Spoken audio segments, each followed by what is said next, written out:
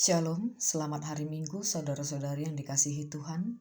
Selamat berjumpa kembali dalam khotbah Minggu hari ini.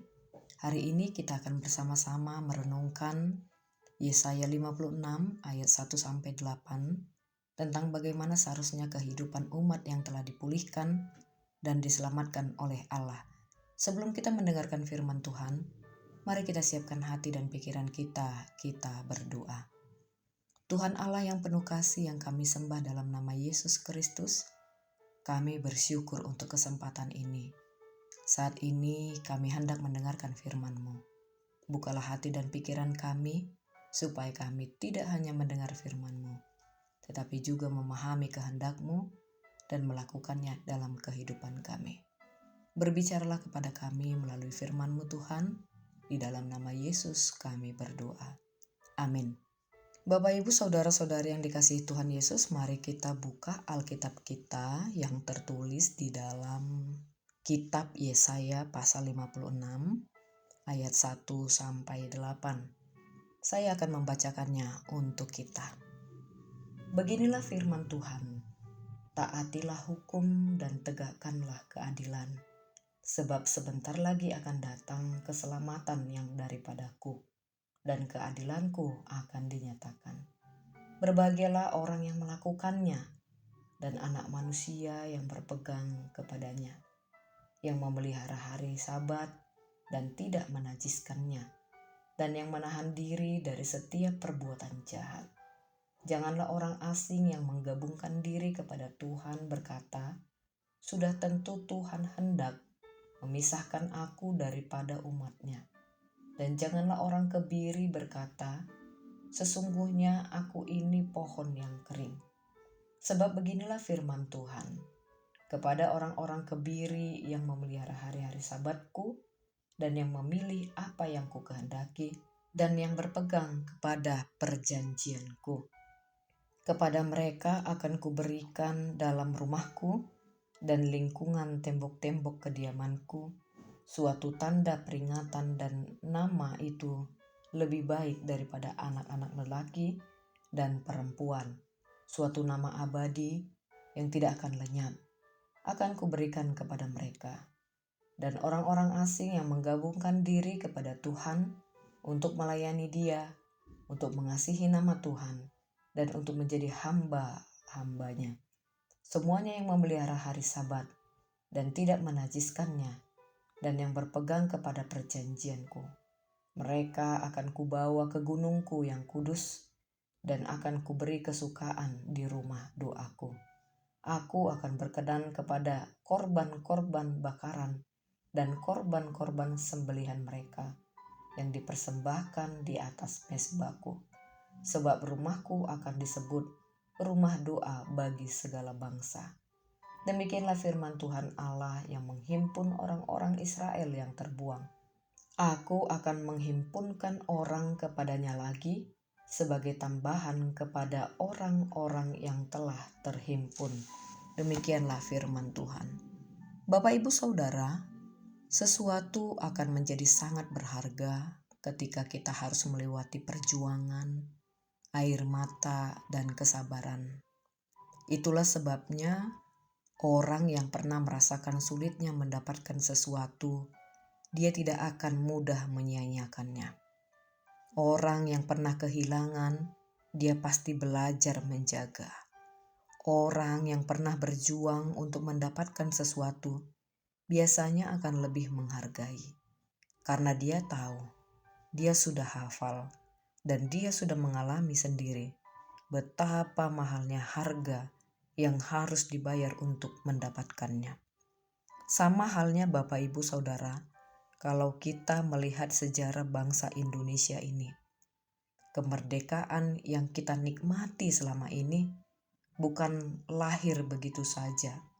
Ada perjuangan, ada pengorbanan, ada penderitaan, bahkan banyak nyawa yang sudah menjadi korban demi kemerdekaan itu. Karena itu, orang yang paham betul harga sebuah kemerdekaan, pasti dia akan memiliki tanggung jawab untuk menghargai dan menjaganya. Demikian juga lah Bapak Ibu Saudara dalam konteks nas kita hari ini.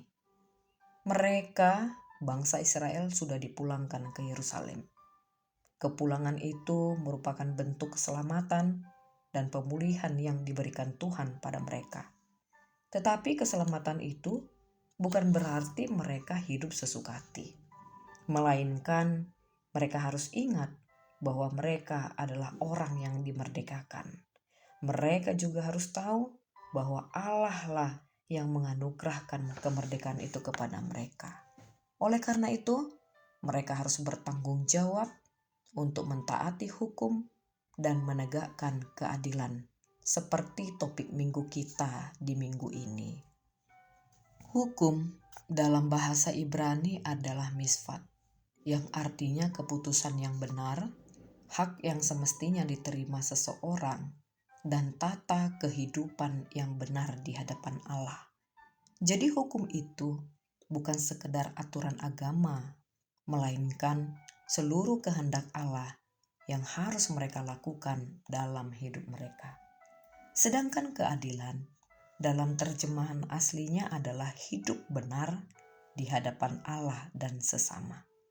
Jadi keadilan bukan sekedar menghukum yang salah, tetapi keadilan juga memperhatikan orang miskin, orang lemah, dan membela yang tertindas, dan bahkan memberi hak kepada orang yang tersingkirkan. Orang Batak itu punya ungkapan, sinuan bulu si baen nalas, sinuan uhum si baen nahoras. Bambu ditanam memberi keteduhan. Hukum yang ditegakkan menghadirkan kehidupan yang baik. Artinya setiap hukum itu diciptakan memiliki tujuan. Maka semua kehidupan manusia harus berlandaskan pada hukum tersebut. Karena dasar hukum itu adalah kehendak Allah. Bapak Ibu Saudara, dari mana kita dapatkan kehendaknya? Dari firman-Nya. Dari mana firman-Nya kita dapatkan? Dari rumah-Nya. Maka disitulah kita dapat menemukan kehendak Allah. Sehingga di Roma 10 ayat 17 mengatakan, jadi iman timbul dari pendengaran dan pendengaran oleh firman Tuhan. Kita jadi tahu mana kehendaknya dan yang tidak menjadi kehendaknya. Makanya di dalam nas ini Allah mau mengajak kita untuk komit Bapak Ibu Saudara. Jangan mau jatuh ke lubang yang sama. Dalam konteks kehidupan Israel, mereka diajak dan inilah tips supaya tidak jatuh ke pembuangan lagi. Makanya sangat diperlukan sikap jera yang diterapkan dalam kehidupan orang yang tidak pernah menghargai kesempatan dan penghargaan. Bapak Ibu Saudara, prinsip apa yang perlu mereka pegang? Jangan memandang muka. Jangan tumpul ke atas, tajam ke bawah. Kalau orang Batak mengatakan, si jujur nasora mengalului, si tikos mata niari. Yang jujur itu lurus, yang benar itu seperti matahari. Artinya, kejujuran dan kebenaran tidak perlu dibuat-buat atau disembunyikan. Kebenaran harus berdiri tegak dan menjadi terang bagi kehidupan. Hukum kepada yang satu tetap sama kepada yang lain. Tidak ada diskriminasi. Mereka yang baru dipulangkan dari pembuangan itu gagal menata kehidupan layaknya orang yang dimerdekakan. Mereka mempersoalkan kedudukan orang asing karena tidak keturunan dari Israel. Orang yang tidak memiliki keturunan, mereka anggap tidak layak masuk ke bait Allah. Mereka anggap tidak layak memuji Tuhan, tidak layak berdoa kepada Tuhan. Tetapi Allah di dalam nas ini membalikkan pemikiran mereka itu.